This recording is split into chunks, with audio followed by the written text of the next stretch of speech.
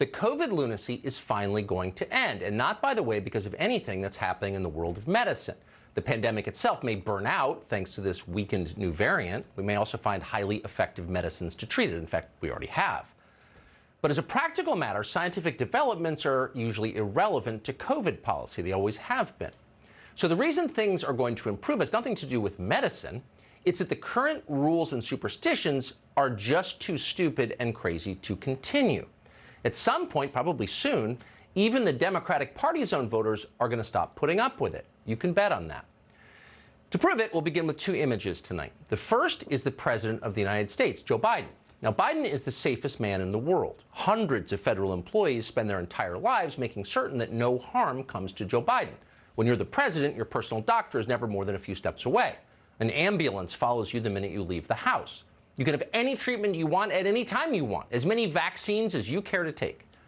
Nobody in history has received more attentive medical care than Joe Biden is getting right now.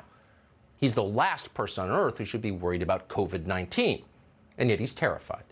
Here's Biden on the beach last week. He's outside, it's a breezy day, there's no one around but his own triple-vaxxed wife, the woman he claims to share a bed with. You'd think Joe Biden would consider this a safe environment, but no. There he is wearing his little surgical mask as he walks through the sand. What, you've got to ask yourself, does Joe Biden imagine is going to hurt him? And how is the little mask supposed to help? Is he worried about wave-borne viruses? Clouds of pathogens floating over the Atlantic from the Azores? Infected seagulls? We don't know. It's impossible to know the answers because it's all so completely bonkers. These are not rational fears. These are monsters under the bed, night terrors. This is textbook hysteria. It's a kind of mental illness. That's your president. Here's your Secretary of Defense. His name is Lloyd Austin. You can see him right now on your screen. He's emerging from his plane this summer on a tour of the Philippines. Lloyd Austin is more afraid of the coronavirus even than Joe Biden is. Biden wears a surgical mask. Lloyd Austin wears a welding helmet with a surgical mask underneath. And underneath that, there's as much mRNA vaccine in Lloyd Austin's bloodstream as the law will allow. Lloyd Austin is ready to wage a protracted siege against COVID. Think of the Romans at Masada. Austin is the leader of the Branch Covidians. And yet somehow, in some way, a chink must have appeared in Lloyd Austin's formidable corona armor, a gap in his viral fortifications.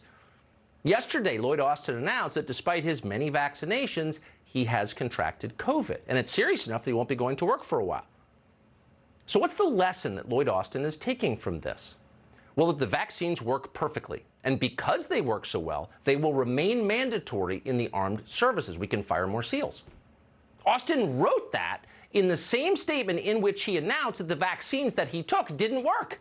Quote, "The vaccines work and will remain a military medical requirement for our workforce." Right, because that's not completely irrational or anything. But it is completely irrational, and every clear-thinking person knows that it is.